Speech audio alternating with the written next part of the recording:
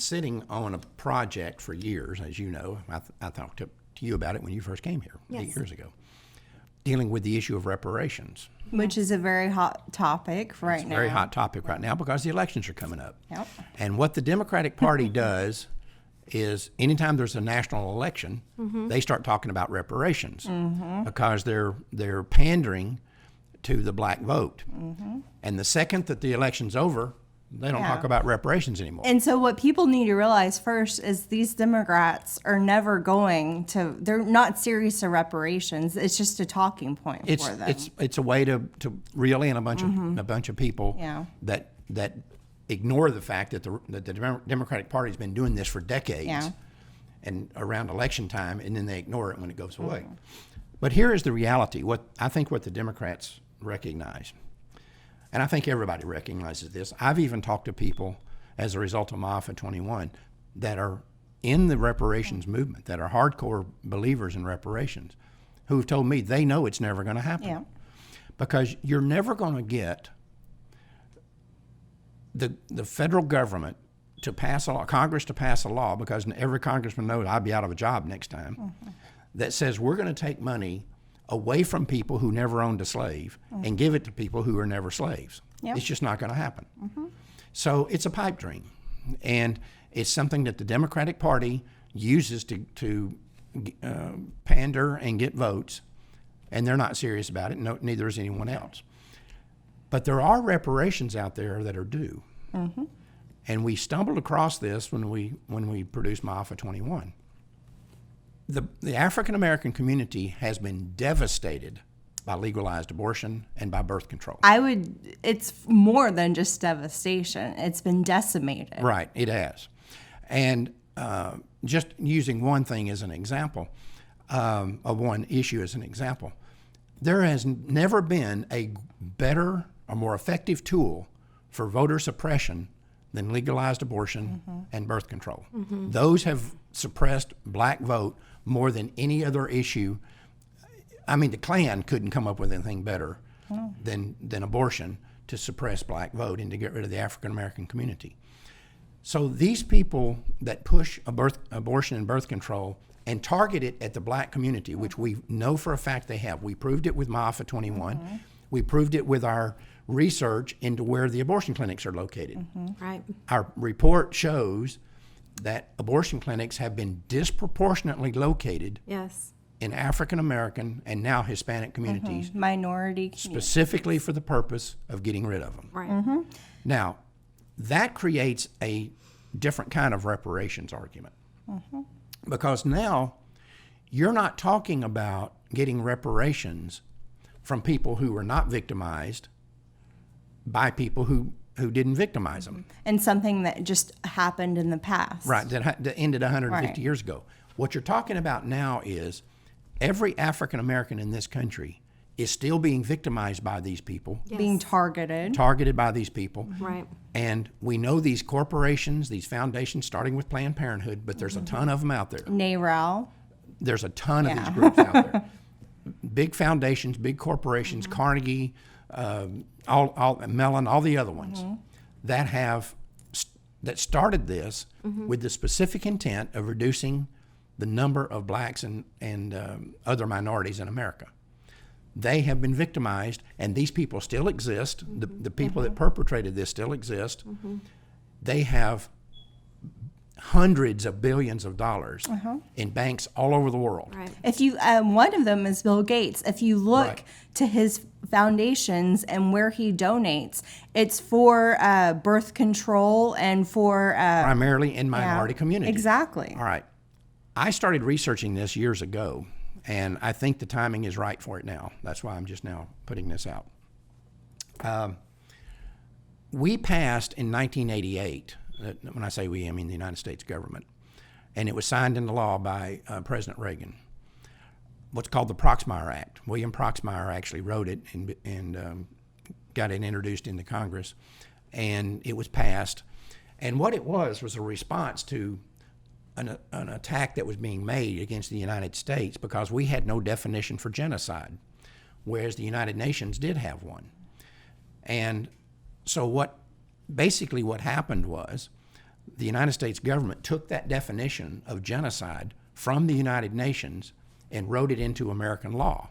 It's now federal law, and we cite it in the report that I just released. And it makes it a federal crime to target a particular racial or ethnic group.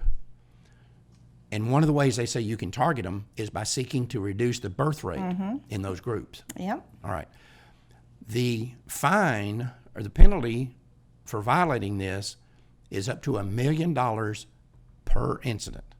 That means that potentially every African American that has lived in the United States since Proxmire was passed in 1988 has a potential $1 million lawsuit against the federal government. And just think of how many Planned Parenthood would be out of business. Well, wait a minute. Let me back up. I said against the federal government. It's not against the federal government. It's against Planned Parenthood, all these foundations, all these institutions, all these individuals like Bill and Melinda Gates, George Soros. Just go down the list. Right. Yep. These people have overtly, and in many, many cases, we documented this in MAFA 21, they have openly stated that their goal was to reduce the minority population. They're part of the eugenics movement. They're part of the eugenics and black genocide movement. So now what I'm saying is we can change the reparations model here. We can change the whole paradigm, because reparations for slavery, where you're going to take money away from people who never owned a slave and give it to people who were never enslaved, it's not going to happen. No. But this can happen. It's currently happening. The victims are still alive, the perpetrators are still alive, and the perpetrators have tens of billions, if not hundreds of billions of dollars in banks all over the world. We need to go after them. That's what I'm saying. Well, and we sent this article out to many people, and we have several people, attorneys that are looking into this. Right. And I want to invite the audience to go on to read this report. It's relatively short because the Proxmire Act, I put the whole act in there that pertains to this deal. It's more heavy reading. I mean, it's It's not lighthearted reading, but it's actually very short and relatively straightforward. You can go on there and you can see what the potential here is. This is the way to get reparations. Because this is not reparations for slavery, it's reparations for the vestiges of slavery. Slavery created this environment, which we laid out in MAFA 21. Right. And it continues to this day. And again, the victims are still alive, the perpetrators are still alive. This could put Planned Parenthood, NARAL, this could put the abortion industry out of business. Completely out of business. And all these people that support them. Yeah, I mean, Bill Gates would be hurt, like really bad by this. To pay off yeah, these. no. He's the richest man in the world. He doesn't have enough money. They would be shut down. Their influence would be nil after this. Anyway, I want to encourage everyone out there to go to prolifeamerica.com. That's our gateway website to all our other websites. At the top of the page, there's a button that says Reports and Projects. It's a little yellow button at the top of the page. You click on that. The first one is called Reparations Reinvented. This has enormous potential because it's real. Like, again, the victims are here. The perpetrators are here. The perpetrators have tons of money. The victims have been hurt. The perpetrators have admitted that this is what they were seeking to do. Everything's in place for this to become the new reparations. And even if you are not part of the African American community or the minority community, you still need to care about this. This still applies to you. This is a human rights issue, the right to life issue.